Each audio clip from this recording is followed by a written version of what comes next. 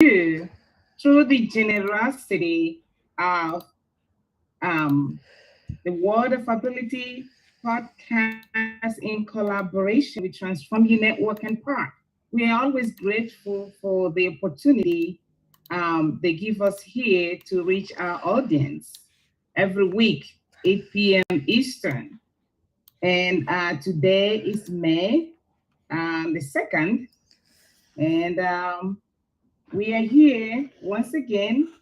For me, this month is it's one of my favorite months. In fact, I have a lot going on in the month of May. First of all, the month of May is the month of my birth. It's May 22nd, and a lot happens during this month. The other thing that is great about the month of May is Nurses Week, Nurses Month, which we celebrate the first week, and it starts from the 6th to the 10th or 12th for different places. And the other thing that is very essential for me, the month of May, is that the month of May is the month we do our rosary in devotion to the Mother of God, Our Lady, Mother of Jesus. It's also the mother, she's also the Mother of God. So this month we dedicate, in praying the rosary every single day for the whole 31 days. Another interesting and important remembrance for the month of May is also the month for mothers and babies. So there's a lot for me in this month.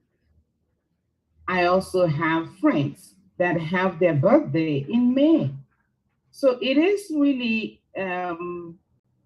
important that the month of May comes with a whole lot of package. Important for me to really celebrate this month with my friends, families, and talking about celebration.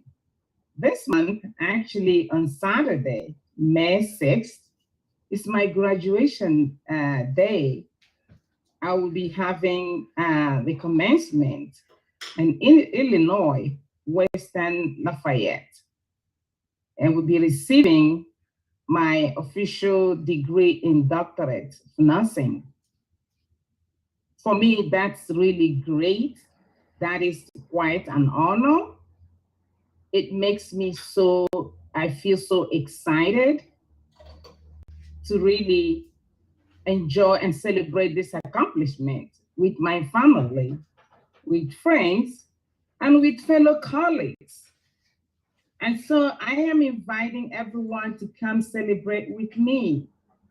If you can come in person, that would be really great, highly appreciated. But if you're not able to make it in person, please log on and enjoy visual ceremony because it will also be virtual. So I am going to send out that information in a day or two so people can see and follow us. And I look forward to meeting with those who can make it to celebrate, to give thanks, and to really look at the future collectively with friends, with family, and see where we go. I really feel that skies is my limit right now.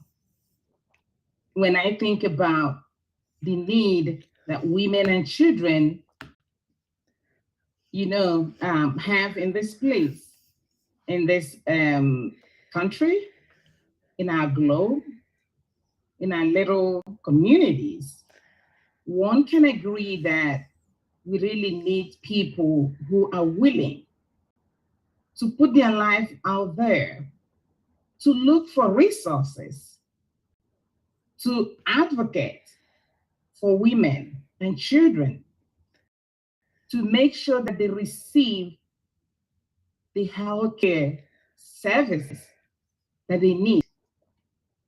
Research has always shown that healthcare, maternal and infant healthcare is an indicator of the health of any nation. And when we look at that indicator for the United States, it's not really looking good. And so is Africa. Many countries in Africa are not really doing a whole lot when it comes to providing healthcare services for the mother and the baby. And unfortunately, this death that is happening in women and children are preventable. These are situations that can be taken care of even before they start. Take, for example, when a young woman is getting ready to get pregnant, there are certain tests, there are certain questions, there are certain preparations that she needs to, get on board. Simple tests, simple health education, self-care that she needs, and we take some of those for granted. And what happens? Women get pregnant not being prepared for the baby. And then when baby comes, it becomes, instead of a thing of joy, it becomes a burden, both for the lady and for the family. Sometimes these young women, they have babies and they're single moms.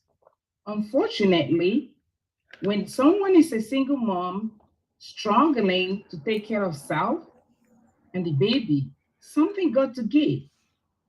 Because some of them are still students, some are still juggling life, juggling job, and at the same time trying to take care of their babies.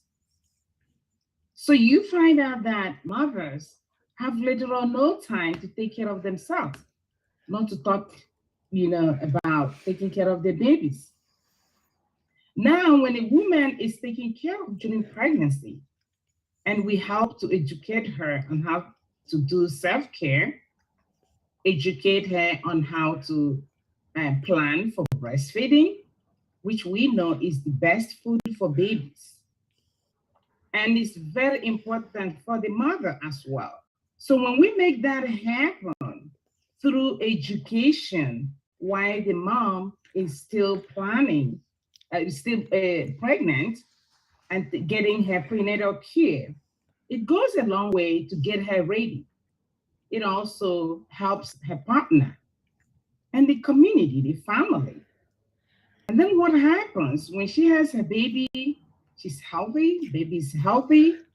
That whole rapport bonding is maintained and also encouraged, supported by families and friends. And what happens?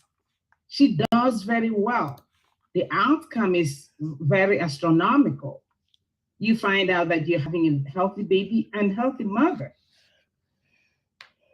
So we are really calling and pleading and encouraging women out there to please take care of yourself, seek for prenatal care when you're pregnant. When you have your baby, seek for the care that is really um, available out there, although it's a challenge to access it, especially here in the United States. And the accessibility problem is being experienced mainly among women of color. That should not be, because the healthcare system is supposed to be for all. When everybody's healthy, life goes on better for everyone. But when some people are left out, you find a situation where kids are not raised the way they should, women are not taken care of the way they should, and they don't have support. And that is not really healthy at all. So, what we are doing with Zita's Healthy Beginnings is to ensure that women get the care they need. We support them through education, advocacy. We encourage them and support them to go see their doctors. They get their treatment when needed. Make sure that they are taking their prenatal vitamins when they're pregnant. Because what that does is it continues to help the woman nourish her and nourish the baby so that the baby will grow the right way, maintain the right weight, and be able to develop as baby should from the brain to the toes. When that is lacking, everything is lacking. And then you end up with some situations that we don't want to see. And any situation that happens to a child in ways of malnutrition and all that, it impacts that child's brain. The development would be impacted as well. And we don't want that to happen. We know that the fundamental area to really catch that is when the woman is pregnant, when the woman is having the baby in her belly, carrying the baby for those 9 months.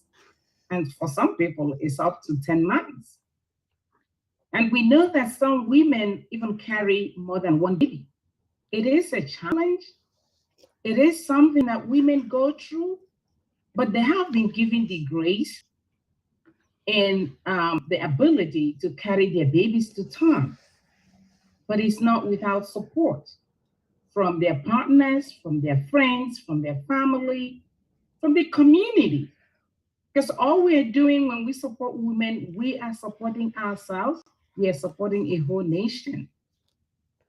I can't emphasize that enough because I know a lot of people take this for granted and you just cannot take an essential, critical stuff like this as granted because it has an impact that lingers for the rest of one's life. So I am so glad for people who have taken this to heart and are really doing their best in ways of education, in ways of advocacy, in ways of creating awareness in different parts of the country and also extending it globally.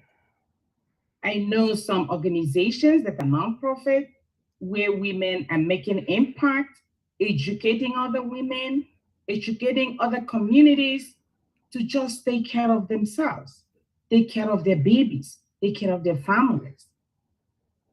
It is not an easy thing for a nonprofit to do this all. Therefore, we rely on the support we get from friends like you to really support us in any way you can. If you want to come on board to share your talents, your skills, please feel free to do so. If you feel called to give financial support, we will thank you. And if you feel that you have some resources that we can benefit from, please reach out to us. Reach out to Zita's Healthy Beginnings. We have our website. We're on LinkedIn. We're on Facebook. We're on TikTok. We're on Instagram. We're everywhere. So please reach out to us. We are really looking for people who can collaborate with us. We are looking for agencies. We are looking for individuals with resources that will be helpful for women and their babies. And the other thing I wanted us also to talk about today is the Nurses Week, which is going to be kicking off very soon. Actually, some people are using this weekend to kick it off, and the whole of next week will be different celebrations to acknowledge the work that nurses do. A couple of years ago, most of us nurses were in a whole healthcare challenge with COVID.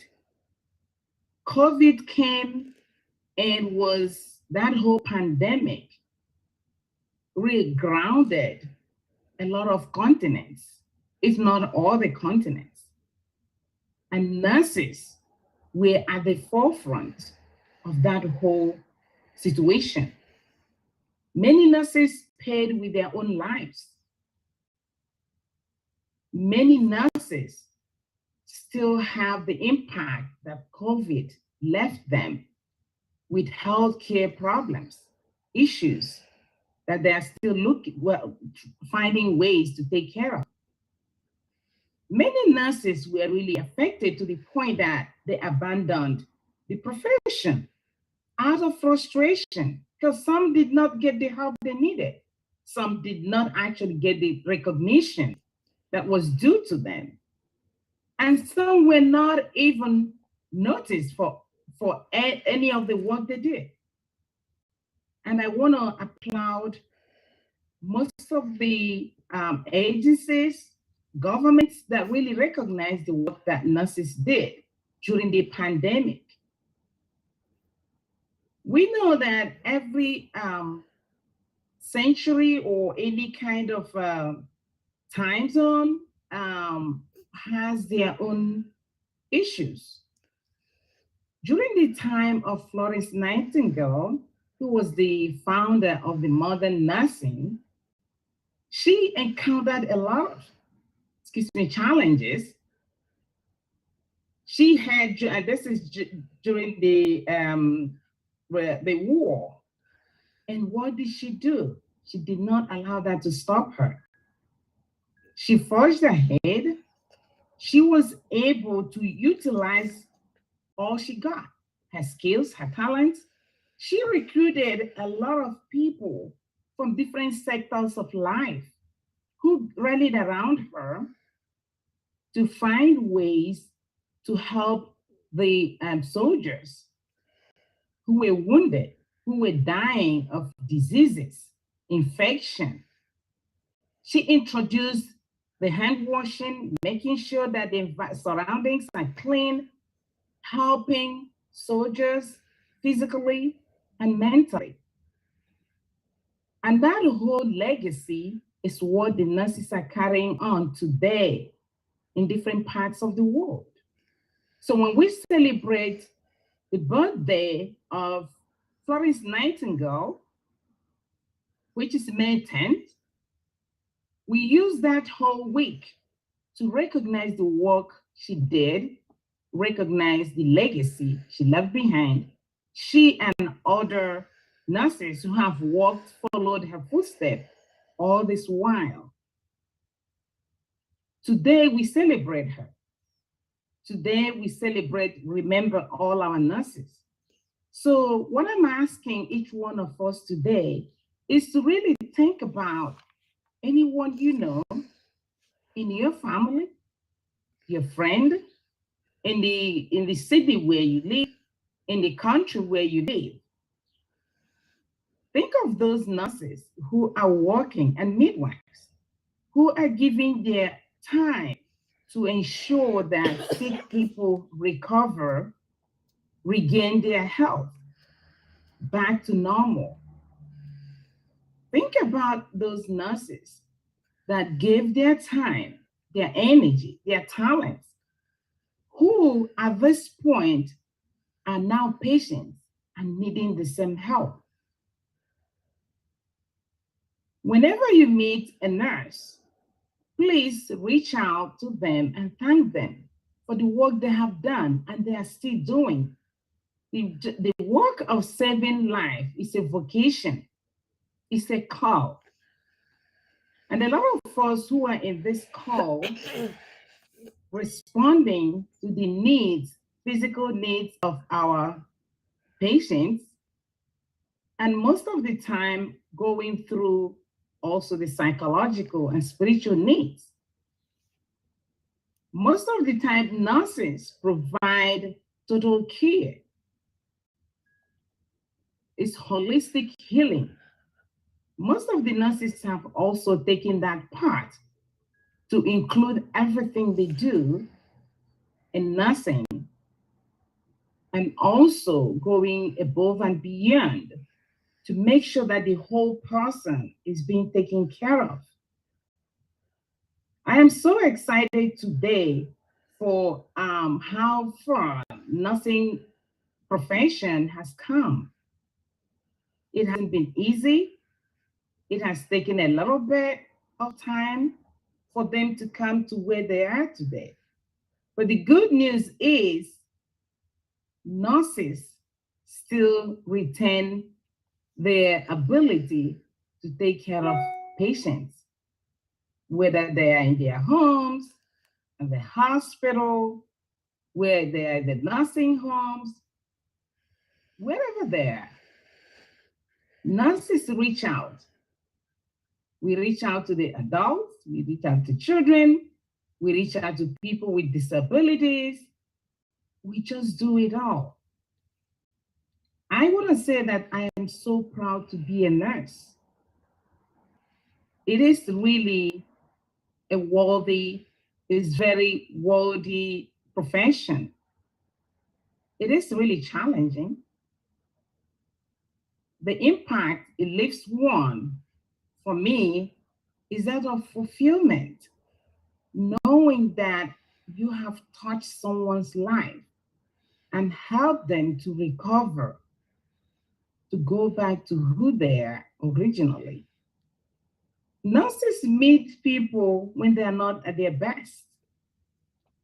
And therefore, we all need to be more patient with ourselves and with their patients. To be a nurse in this day and age is a huge challenge. Why? Because of technology.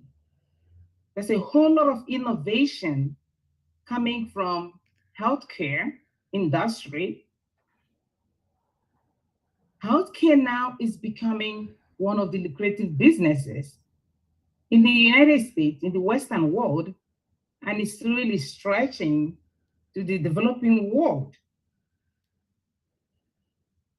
A lot of nurses that started nursing, say 20, 30 years ago, struggle with all the technology and innovation that has really sprung up in the past 10 years and is still growing. Most of us are really courageous enough, taking the challenge, running with it. I also know a few, of course, who are like, no, I'm done. If this is how it's gonna go, I'm out of it. Yes, that happens in all kinds of professions. But why nursing is very critical is because we constantly have sick people. We constantly have sick people, and nurses work in different, platforms. Some work as healthcare providers, as public health nurses. So you need them not just only in the hospital or nursing homes. Nurses are everywhere, needed everywhere because the needs are great. So I am encouraging each one of us today to remember nurses in a special way. It could be in your prayers, pray for them, support them, encourage them to keep going. Right now in the United States, nurses are really, we have a shortage, a lot of shortage, whether that is in the public space, public health, or hospitals, or nursing homes, or home health. We are really clamoring for more nurses. We don't have enough, and you can never have enough nurses because the needs are really great. And with the history, of having people now living longer, of course, they need care. And nurses provide the care that are really critical to keep our older people and the sick ones going. So let's do a shout out for nurses, thank them for who they are, and encourage them to keep going. Like I said, whatever you can to acknowledge in your nurse, beginning this week or through next week, Please do it because nurses deserve the best. We do a lot. We're central to the patient care. Everything you think about in healthcare centers around the nurse. The doctor comes and talks to the nurse. The physical therapist talks to the nurse. The pharmacist talks to the nurse. The dentist talks to the nurse. Every single healthcare professional depends a lot on the nurse. So the nurse stands as a critical person, as that advocate for the patient. Let's just acknowledge them for who they are, appreciate them for who they are, provide that support for them and their families. And know that this is a noble profession. If you know anyone who wants to be a nurse, please encourage them. Please help them, support them, because we need nurses. It's going to be a continuous need as long as humanity exists. So just wanted to thank our nurses wherever they are, all over the world, for all the work you do, for all the sacrifices you make on a daily basis. And I pray God to bless and reward you abundantly. And may people favor you, especially in your own time of need. So thank you all to those who are reaching out to our nurses. Thank you all to those who have also reached out to me and those who are also going to reach out to us to congratulate us, to appreciate us. Thank you all. So another point that I wanted actually to touch on today is our Zita's Healthy Beginnings nonprofit organization has a community hope farm. The community hope farm we have is part of Zita's Healthy Beginnings. And what that farm does is we're encouraging mothers to plant, to grow organic fruits and vegetables, bananas, plantain. We want to use that to support our women and children. We're in the verge of expanding that farm. We need resources, we need support. We have people who work on the farm on a daily basis. There's a lot to be done. Farmers can tell you that you need to work on the farm all the time because there's always something to be done. And so, what I'm trying to express is we're so glad that we have that Community Hope Farm. It was actually sponsored by one of our donors. And we have that farm now for over a year. It's yielding a lot. We have bananas and plantains growing. Probably next week, I will get some video clips and some photos to share with us so people can see what I mean. But we also have some of those things on our website, World of Women podcast. We have some of the photos. If you go to our website, you will find some of those photos and video clips. So what we're trying to do is anything that we could do to support women is really worthy of, it's worth it. Because we know, like, if you're training a woman, you're just training a whole nation. Because once a woman gets into the family, she becomes the pillar of that family. She takes care of the men, the women, everyone in the family, the children. Women take a lot. They do a lot in our families. And and most of them do that without even being recognized or noticed. Time has come for us to really appreciate what women do. Because as we appreciate them, it gives them that energy to keep doing more, to do better, actually. Because when people know that people appreciate them, it really helps them. It revitalizes them to keep going. It also gives that message that they're really adding value to life. And I really want to appreciate the work that women are doing in different families. And that is why our Community Hope Fund is also a pilot project. We want to use that to support women everywhere where the need is great, especially in Africa. Plantain and bananas and some of the fruits and vegetables, they are all tropical crops. And so when you're in Africa, there are a whole lot of countries that we could replicate that. And so we cannot do that actually without your support, without your help. We need help, we need support. And I'm asking anyone and everyone who can really help us to please reach out to us.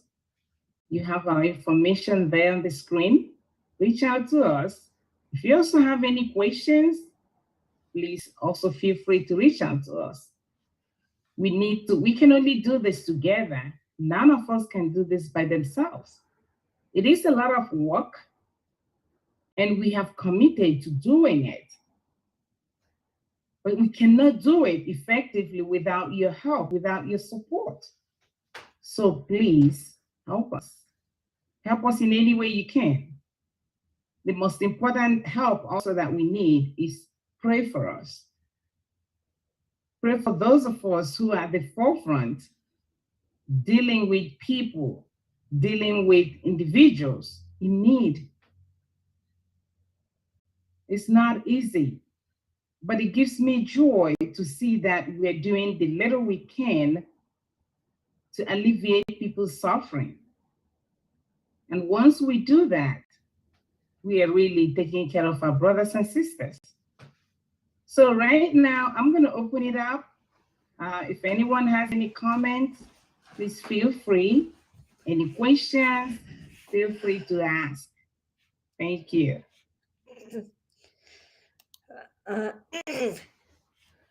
Zita, I know, hold on. Let me get myself back up here. I just wanted to let everybody know about that we are helping with a Afro film festival that's coming up in October 12th through 14th.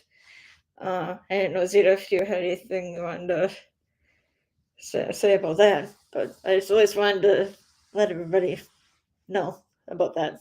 If anybody wanted to help with that, to let us know. Yes, Emily, thanks a lot for bringing that up. Yes, I also had in mind to mention it. So, Afro International Film Festival market is a wonderful organization that we just came to know about a week or so ago, and they have similar vision. And their vision, and before I go further, our organization, our nonprofit organization, Zita Cell to Beginnings, is really supporting them. And we have really gotten really in collaborative platform with other organizations and individuals who are really interested in supporting this cause.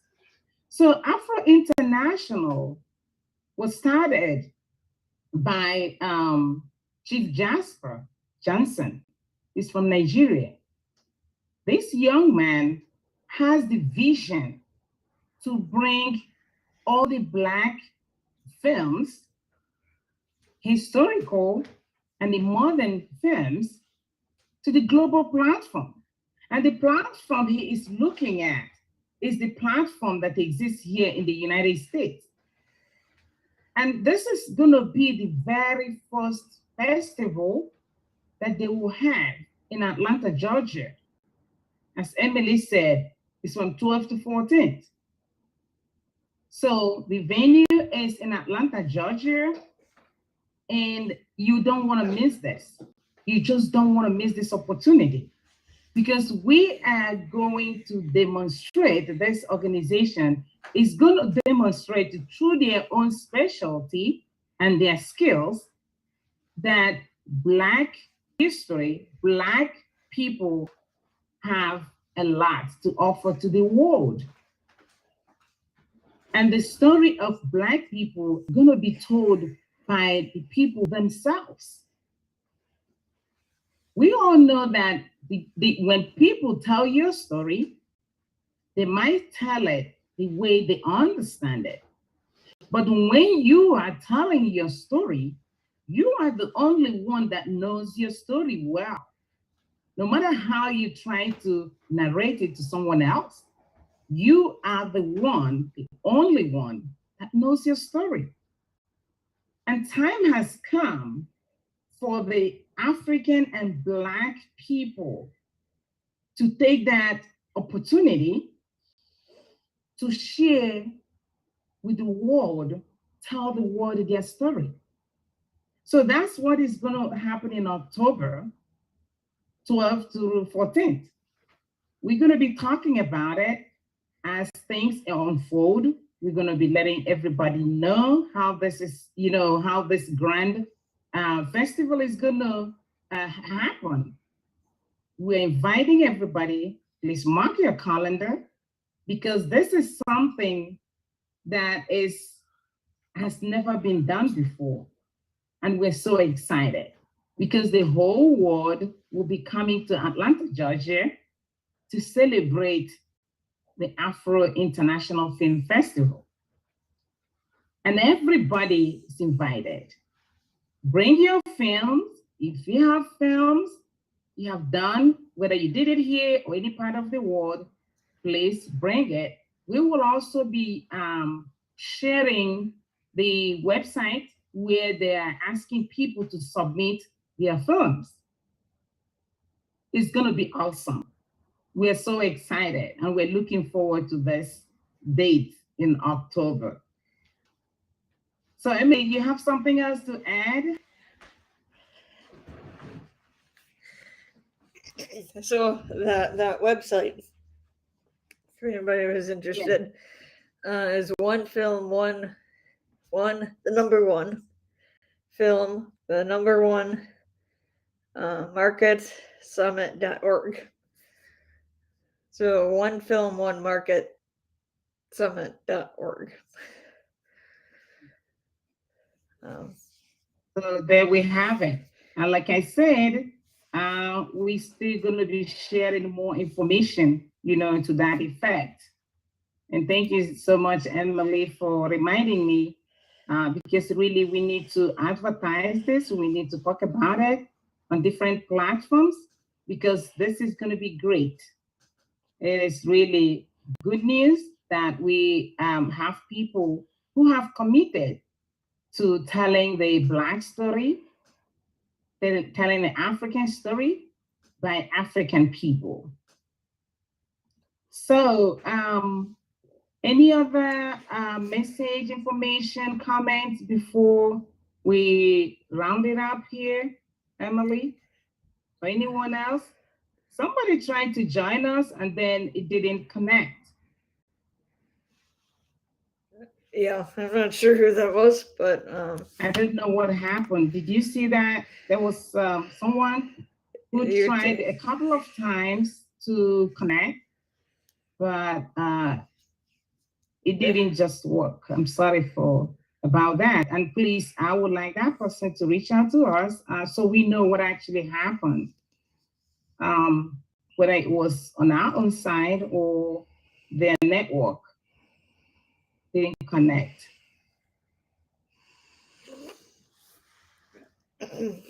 Okay. Yeah, go ahead, Emily. You have something? Not sure I have anything else at the moment. I think that's the biggest thing at the moment. I'm thinking of that I'd like everybody to attend or help out in any way that they would like to, or anything like that. And please remember that we're open to having guest speakers. If you're interested in being a guest and sharing any, your business, your skill, your talent, whatever it is that you want the world to know about, especially as it concerns women and children, we are open. We welcome you to please join us. Send us an email, call me, call Emily, or even Kat. We'll be glad to, answer your questions and arrange for you to come be our guest on our podcast.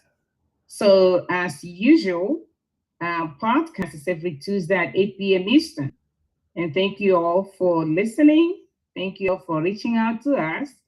And we look forward to having you again next Tuesday at 8 p.m. Eastern, right here. And until then, please stay safe and have a wonderful night. Bye.